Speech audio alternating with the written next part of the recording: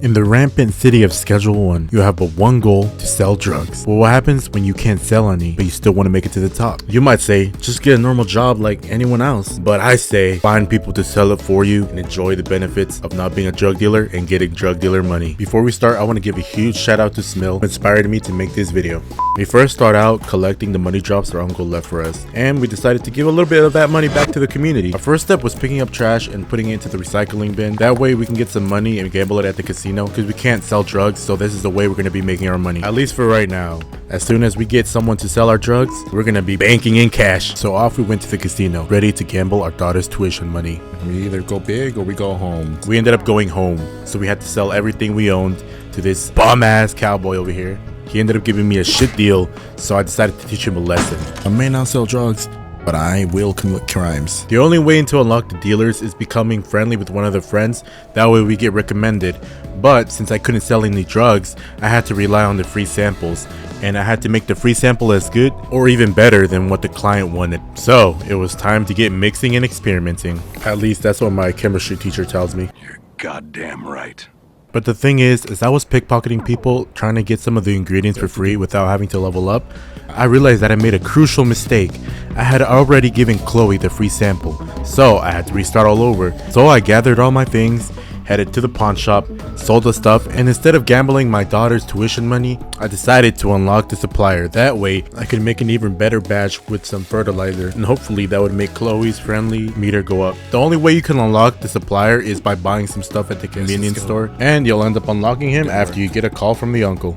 So I decided to get a loan from the bank and headed back to the casino, because we had to earn some money before we ended up buying everything we needed. And like they say, real gamblers never quit. And just like that, we got a jackpot. You truly never lose at the casino. You just haven't won yet. Aside from money, one of the things we needed was to level up. So I found out every time you escape the one dead or alive, you would gain XP.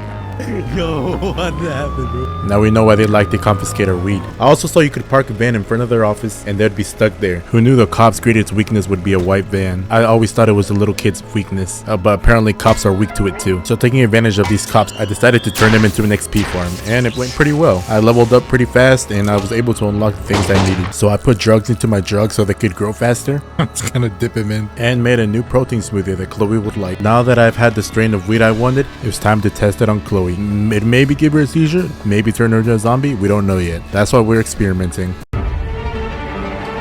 But she ended up smoking the pack too quick, so I had to knock her out to teach her a lesson, because who smokes that quick? And she had the nerve to tell me she didn't even like it. What a beautiful, nice lady. Hoping that nothing bad happens to her.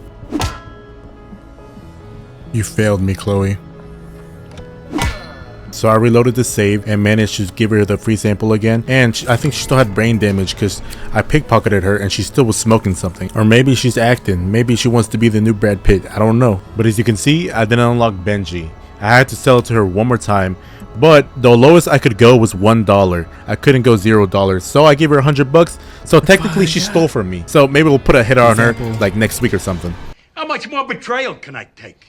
So now we finally unlocked Jesse. Well, not Jesse, really. He doesn't help us cook. He's just a seller. We'll call him Gus. Looks more like Gus. And no, it's not because he's black. It's because he's a boy. So I quickly assigned them all the addicts, including the police force. All that was left to do was setting up our base of operations and getting guys to sell it for us. That way, if they get caught, we could just act like we were none the wiser. We were just an old man who was secretly getting cash from the government. Or we can blame it all on Benji. And I also bought some people. No, not slaves. I pay them. At least I think I do. Maybe. Now I want you to take a look here. Look at everybody working for me without me having sold a single ounce of marijuana.